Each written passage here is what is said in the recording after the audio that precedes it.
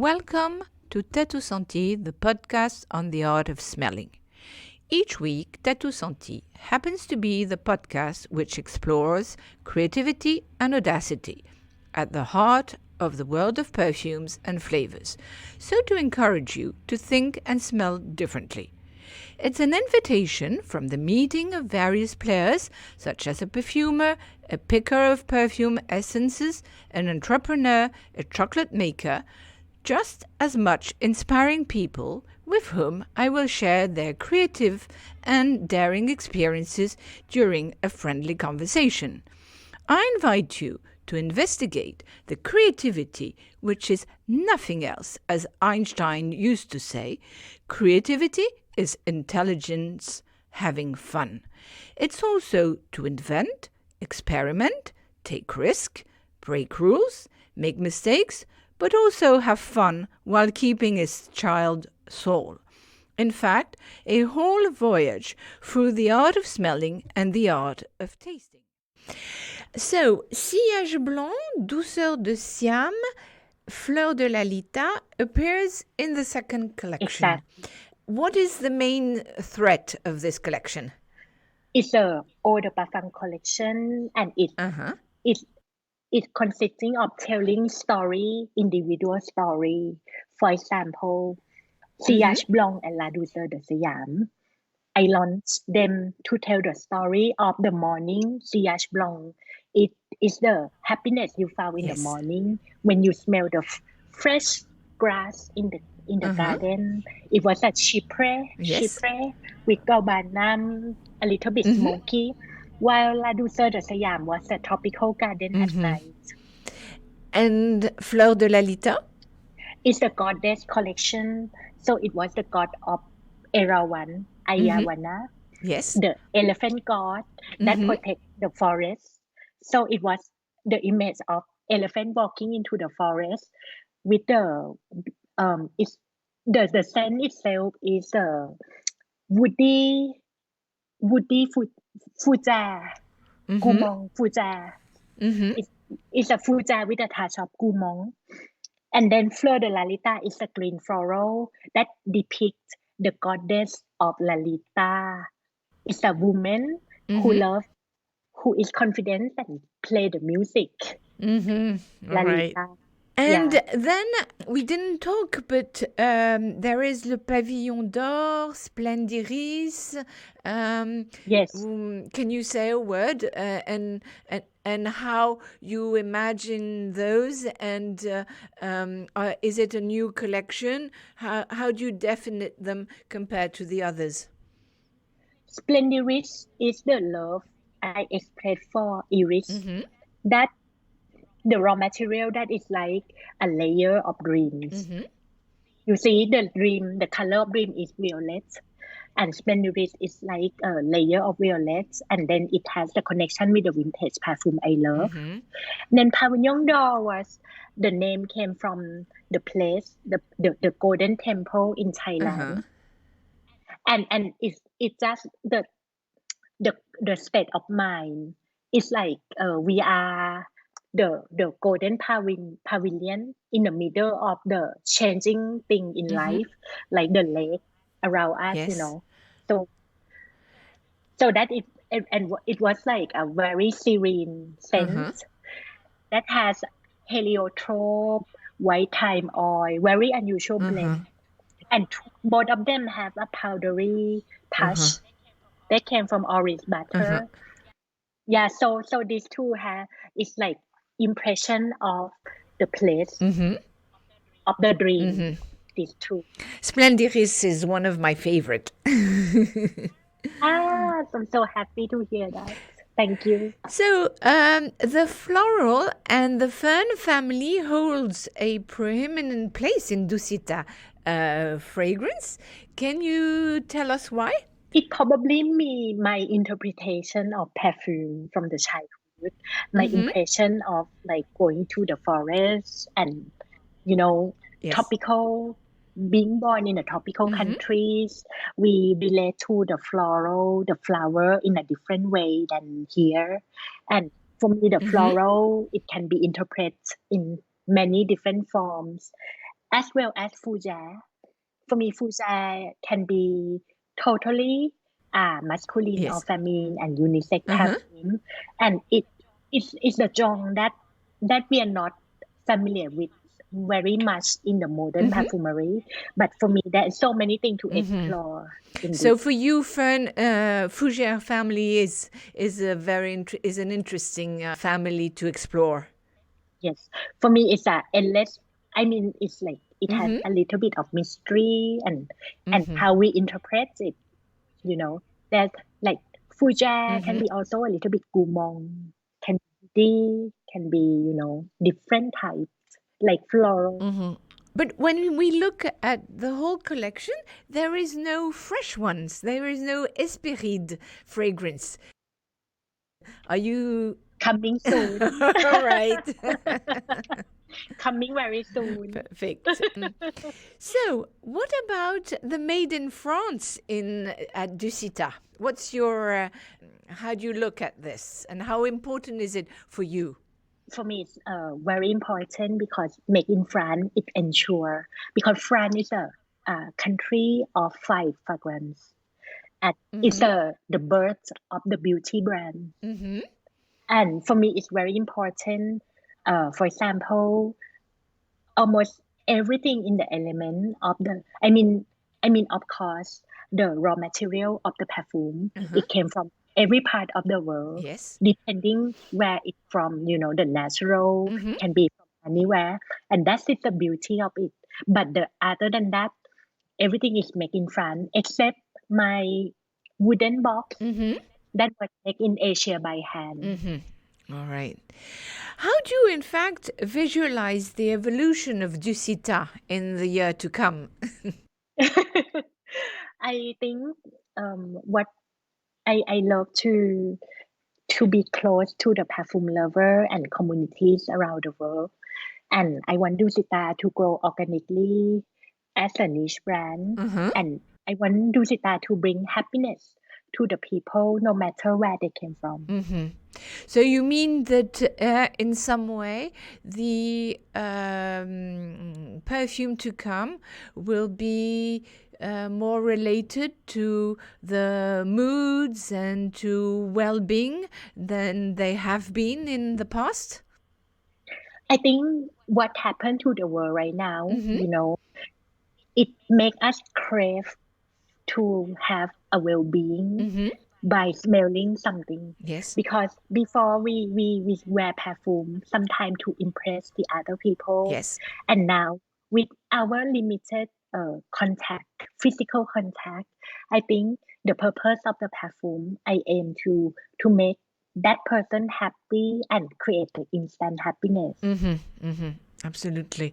And it's true that just right now people were not aware of the sense of smell, Yeah, but now that with COVID-19 you can lose it, people are suddenly realizing how important it is when they lose it. And it's not just a secondary sense, it's very important. exactly. And I think perfume is something that remind us about beauty in the world. Mm-hmm. When we look at the news right now, the news may not be beautiful anymore, No. but we just want something in our daily life to remind, oh, there is something Mm-hmm. happiness, some beauty out there, we can feel it. Absolutely. Now it's time for a small talk about business. So, what are the necessary qualities for you today to achieve a successful management? First of all, when I create a brand, I realized that if we want a successful organization or a brand, it cannot be with only one person. No. So for me, I probably I am lack of other quality too, And so first of all, the successful business, you need to have pay attention to human resources, Mm-hmm. team, the good team bring the great work. Uh-huh. And at Dusita, yeah, we found a happy, positive organization Mm-hmm. where I trust also the expertise of the people I work with. Mm-hmm. So, I think you are 10 altogether today. Yes, Around 10, yes. And it's women, it's men, they're French, they're foreigners. Tell us a little bit more. Mix of everything. Many French Uh-huh. and actually most of them are French actually. Uh-huh. And we have 2 outside France. Uh-huh. What action have you undertaken that you are most proud of? The fact that I have a courage to start the brand. Uh-huh. Because that I must tell you why, because at that time it was so difficult, like to even do something to find the good partner. Uh-huh. For example, I have to like contact many people in order to find one good partner, and it was Uh-huh. there's so many things that happen along the way, and but I wouldn't Uh-huh. I wouldn't take it as a no. I would continue and do it anyway with all my energy, you know. Uh-huh. And that when I look back, the time that I was completely working alone, and now I'm quite happy that we grow. Uh-huh. Absolutely. How important is the customer service at Dusita? Customer service is as important as creating the product. Mm-hmm. At Dusita, we want every customer to be happy. Not only distributor or boutique, but every single customer who visit our boutique and website, they need to be happy. They need to be treated with importance. So Mm-hmm. we answer everything as we can, like the email, the question, and when we have problems, we have to solve it immediately. Mm-hmm. So the Dusita perfumes are located on the international market. In which country are they the most successful? I must say that Dusita, I in the Yes. first year when it was launched, it became very popular in the USA and then Canada. And with this country, then the interest has shifted to Russia. Uh-huh. And I must say that in all the Russian speaking countries like Russia, Ukraine, Kazakhstan, and Eastern Europe, Mm-hmm. I'm happy that they really love Dusita there. I think it's also like the perfume that matches that taste. And now we are Mm-hmm. we are doing something in China, so Mm-hmm. I think it's something that we are really looking forward to. Uh-huh. But actually, in America, you had a prize of art and olfaction Yes, for one of the perfume. Which one was it? Melody de l'amour, Uh-huh. Melody de l'amour, And which it also, was the first prize. Yeah. and do you know why? What they appreciated in this fragrance? For me, I was also. I mean, honestly, I was there at the award in Berlin, Mm-hmm. and I was very surprised that I won the prize because I heard that it was very difficult to win with over 550 Mm-hmm. entries. But I heard that they like it because of the balance and conception of the perfume. It's like a very Mm-hmm. simple jong of floral woody fragrance. And what they love is the balance and the story of love. Uh-huh. All right. And in Russia, you also had two Fifi. Can you Yes. tell us which perfume, and do you know what the Russian and why what they liked? First, I got the Fifi for Era One. It's in Mm-hmm. 2000. It was in 2018. It was the category called Breakthrough Fragrance of the Year, which is very unique. And I realized that Uh-huh. probably we won because Era One was a very unique scent. Uh-huh. Basically, there was no other perfume that smelled like it. And Mm-hmm.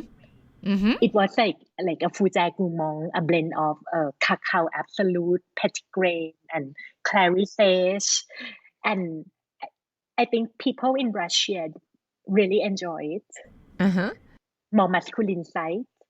And then the year after, I didn't expect it either. In 2019, that we got Le Pavillon d'Or.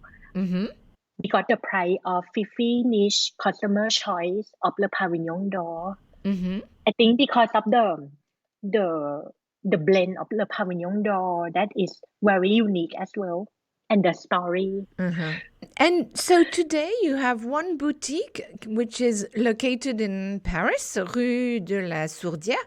How did Yes, you? Why? In fact, it yes, was your the first point of sale where one could find Dusita. How did you decide to open yes. this boutique before selling it in other places? For me, it's always a dream to have like a place where Mm-hmm. we can show our own universe, and also where I can work with a team, and where I can do some Uh-huh. workshop, some atelier de parfum, and Uh-huh. this was a perfect timing. So it was 3 years ago when I was looking for the boutique, and I found this location, Uh-huh. 5 minute walk from 11 perfume shop Yes. at Rue Saint Honoré, and I think it's a great thing. So I took a decision. Yeah. Mm-hmm. And so today in Paris, you're also at Le Nose. Yes. And in how many boutiques or point of sales are you in France? Um, we are only like Nose and only in Paris. All right. And are you planning to open some others, or are you planning to have another boutique one day? Definitely, because France is where we are from, and I'm willing to Mm-hmm. explore many cities more. Mm-hmm. Creativity means to experience. Yes. So, of course, making mistakes. Are there action that you will not repeat again when and that you have done when you created Dusita perfume? One of the things that I wouldn't want to be anymore is to want to do everything perfectly. Uh-huh. Which there is actually in life, there is not such thing called perfection. Mm-hmm. There is no perfection in our real life. So basically, Yes. I think Uh-huh. what we can do is we do our best in each moment, in each responsibility we are given, and finish the work in the productive way at the given time. Yeah. Uh-huh. Uh-huh. It's true that when one is a perfectionist, Yes. it's a good thing in one sense, but in the other, it can be a handicap too. Yeah, and then when we work in a team, we need to like finish one task, Mm-hmm. and in order to collaborate with the other people, and by being a perfectionist, it takes too much time. Yeah, absolutely. So now let's focus on audacity. Yes, How important is it for you to dare? one of the most important quality of life, because if we are not having a courage, we cannot change our life from the beginning. Mm-hmm. For example, Bettina, I was having a job in Thailand. I was having a quite comfortable life Mm-hmm. before, and then I want to say that, but what important for me is Mm-hmm. to do something with my own hand and with passion. So I decided to like quit everything Uh-huh. and stay here, live here. I was totally alone. I don't know anybody here, and it was like Mm-hmm. it was not an easy period at all. No, I'm sure. So, in fact, as you said, you dared to expatriate yourself to Paris. What has motivated you to take this decision? So it was the willing to start do sitar. Mm-hmm. I said to myself, I don't know if it's gonna be successful or not. I will do my best with all the energy I have, Mm-hmm. and I want to do something in life that came from creativity. Mm-hmm. And I think that creativity and courage, it should come together. And what was the most difficult thing you overcome when you came to Paris? I think when I came to Paris, I first of all, Mm-hmm. there's so many changing things, so many changes. For example, one of the most difficult thing would be the language, Yeah. like Mm-hmm. that language and the culture. So basically, it Mm-hmm. took me some years to understand like how is it, what is Mm-hmm. the Mm-hmm. state of mind here, the culture differences and the way people communicate to each other, and then also the culture of work, like how people manage to communicate with each other in during the work, and that is a whole new world to learn. Absolutely. And in fact, what do you like about the French people and the French culture? The freedom of expression. I love it here, even though definitely what I love French people is that they are so expressive. They're not afraid to do some to express their own opinion, positive or negative. They express because they have the need to communicate something to you, and that is a great thing, because I think I found that amusing to even listen to my neighbor or to see what's going on right now. And what do you don't like about the French? What is for you the horrible default that I think it would be like more like Paris. What I don't like about here in Paris is the pollution, is the way people are became so stressed because of the the limit pollution and the traffic jam, the embouteillage, and the uncertainty of the transportation, like the metro, the train, and the daily life, that I found that I learned that so much when I live here. What is for you the necessary qualities that one needs to create a business today? The persistence and resilience is in that when we believe in something, when we want to do something, it may be you may find 200, 300 people who say no to you, but you need to believe in yourself. You need to believe in what you're gonna do, and probably one day you find that one person who believes in you and go into the same boat. Until that time, Yes, and in fact you have to listen to yourself, listen to others, but not too much at the same time. Otherwise you don't do anything. And by the way, I think to have a self-discipline, to really, like, when I start to Pissara, I work on Sunday, I work every day. I don't have a break, because actually when you want to do a business, it's all your life, it's all your passion, and I work during the time that people don't work, during the August, during the months, because I believe that business is not only about selling products, but it's selling. We create a connection between people, and business is about connection, about people relation. Yes, you're right. All right, so now to finish up, we'll end up on a personal quiz. So, if my memory is good, you have 4 Yorkshire dogs that you love. So, tell us what you do with them. So I have and when I was a student, I had one dog, and she had 5 babies, and then I saw one of the babies, so now I have 5 little Yorkshire dogs, and I take care of them. They are like a part of my family. So basically, they teach me so much about life and about like animal. I took them to all the weekend. I took them to the school, and then I trained 2 of them to agility training. So agility training is like dog had to go through the obstacles. That's every week, and that is really also one of my passion.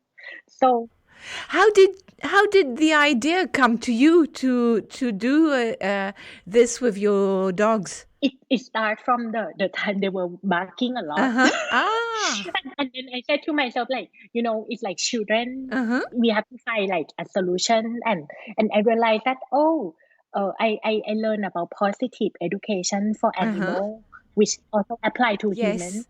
And so I start to take them to school, and then one thing leads to agility training, and then one of my dog who did excellent at the school, he want to do something more. And agility training, it teach me a lot about relation and teamwork and overcome like challenges in daily basis. Yes, so in fact, this agility training, it learned you learned a lot. And how did you actually apply it to your business? I learned to be sensitive and not mechanical, which means like, when we start to learn something, we start to stick to the protocol and to the like our just like how we lead the dog. But then again, what I forgot in the beginning would be how to be sensitive to the another being, to another dog, to see and to adapt my action. And it also lead me to how I communicate with people, and I'm sensitive to people I'm communicating with, and I adapt my myself to the situation, and also not to be afraid if something fail or if something it doesn't go the way I want, because sometimes animal, we cannot Yes. control them. We have to let them be, and the purpose normally is to be happy. He may not perfectly do it like the competitor in the but it doesn't matter. It doesn't matter, because at the end what life matter is the time we share to each other. And it's the same with human being and your team.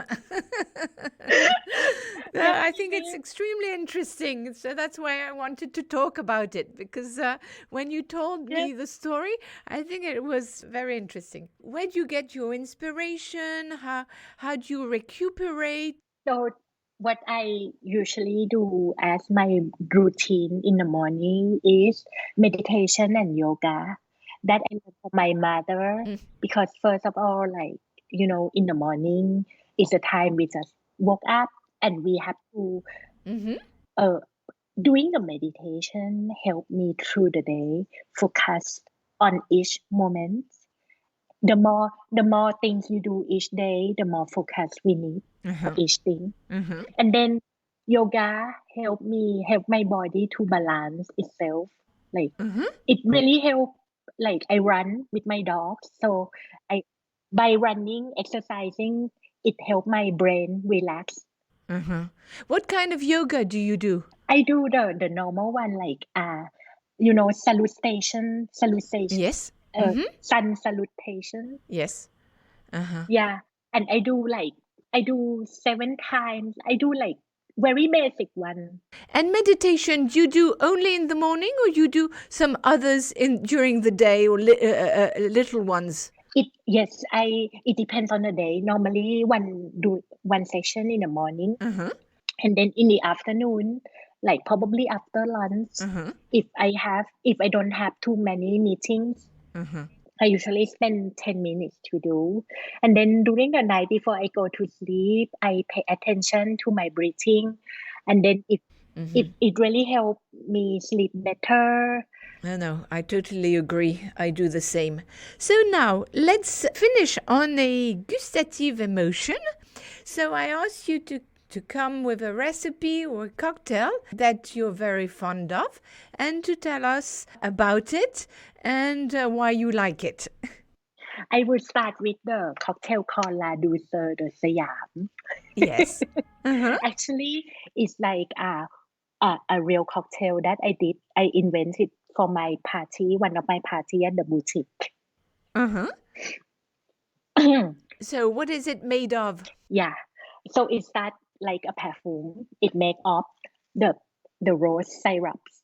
1 tablespoon of rose syrups, and a little bit of framboise, puree de framboise, raspberry puree, and then I would touch it with a little bit of lemon juice, and then I pour with lychee. Lychee is a Thai fruit, and I would add 3 fruits in, and then I shake it with the soda and ice.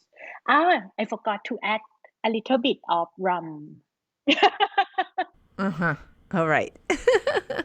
Great. So thank you very much.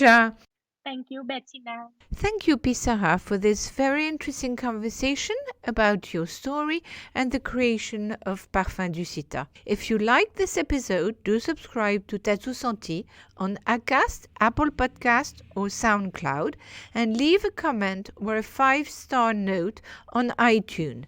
As you know, Tattoo Senti loves it and it's great for the podcast channel. Until next episode on Tuesday next, in the meantime, have a good nose for smelling.